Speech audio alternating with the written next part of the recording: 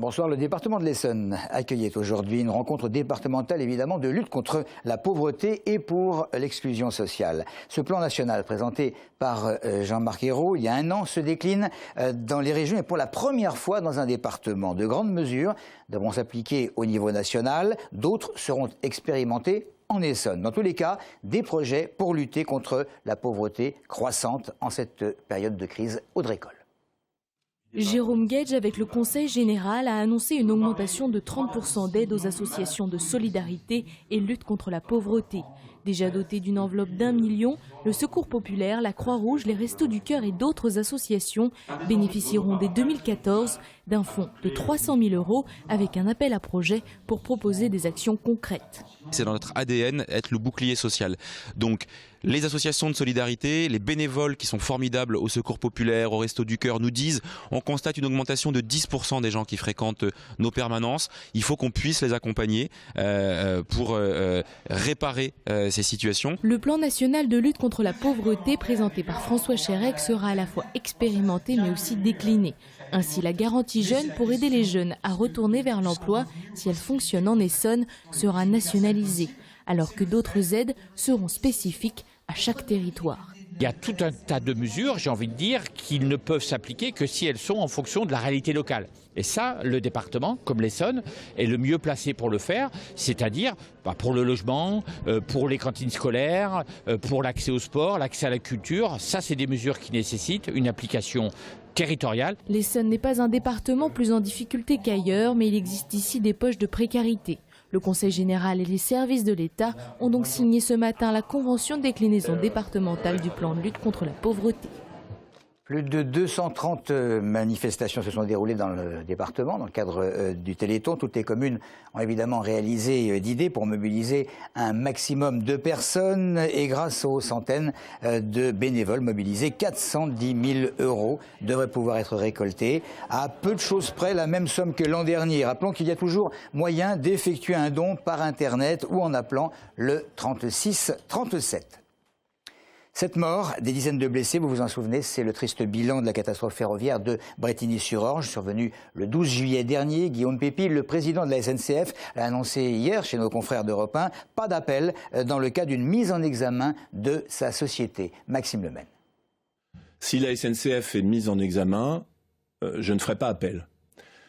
Parce que je pense que la SNCF est responsable de cet accident. Plusieurs mois après la catastrophe ferroviaire de Brétigny-sur-Orge, Guillaume Pépi maintient le cap. Au mois de juillet déjà, peu de temps après l'accident, le président de la SNCF avait reconnu la responsabilité de sa société dans le drame. La SNCF se considère comme responsable, elle est responsable de la vie de ses clients, tels avaient été ses mots. La Fédération nationale des victimes d'attentats et d'accidents collectifs, partie civile dans l'affaire, reste assez indifférente à ces déclarations. Pour elle, ce qui compte, c'est le niveau de reconnaissance de la défaillance du système de sécurité par la SNCF. Elle manifeste par ailleurs des inquiétudes concernant l'avancée de la procédure pénale.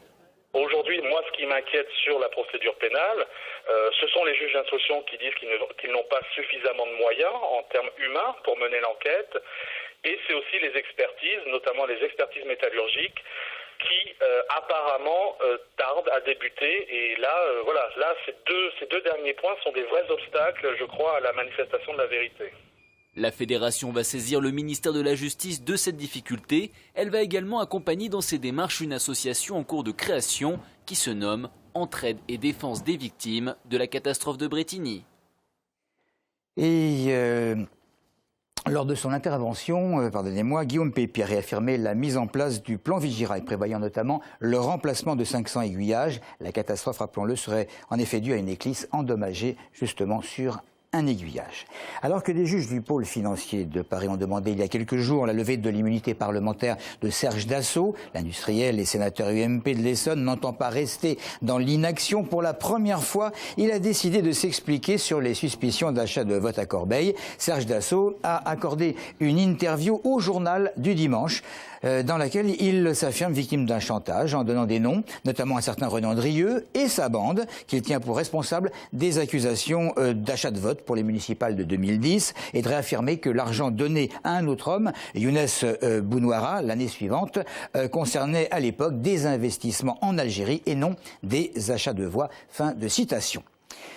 C'est évidemment possible de réussir en banlieue du nom de cette convention de financement, la 6e du genre, organisée par la CCI, la Chambre de commerce et l'industrie de l'Essonne. Il s'agit d'un partenariat d'accompagnement des créateurs d'entreprises dans les quartiers prioritaires du département. Quelques minutes que des créateurs vont devoir mettre à profit pour convaincre des financeurs de réaliser leurs projets.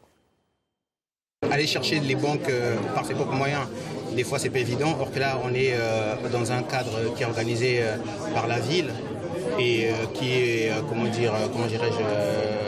qui va servir à financer les porteurs de projets comme moi, donc c'est un plus et c'est une bonne chose. La création d'entreprise c'est une belle aventure et quand on est bien accompagné du début jusqu'à la fin du projet et même après le projet, on a de fortes chances de viabilité, nous on peut aider à trouver l'argent. Et on accompagne les créateurs, même quand ils ont créé leur entreprise, et encore mieux après. Le préfet de l'Essonne à Étampes pour la présentation du GELAC, un groupe d'enquête de lutte contre les cambriolages créé par la gendarmerie. Il fonctionne depuis maintenant 18 mois dans le département. Les résultats sont encourageants puisque les vols en question ont diminué de 11%. La réactivité est l'un des principaux volets du plan national de lutte contre les cambriolages et vols à main armée, plan lancé par le ministère de l'Intérieur en septembre. Et puis le démantèlement à Ris, Orangis et Lys de 4 campements occupés par des Roms. Le premier site avait été évacué quelques heures plus tôt par la très grande majorité de ses occupants. Et l'autre évacuation s'est, semble-t-il, déroulée dans le calme. Voilà pour l'essentiel de l'info. Merci de votre fidélité.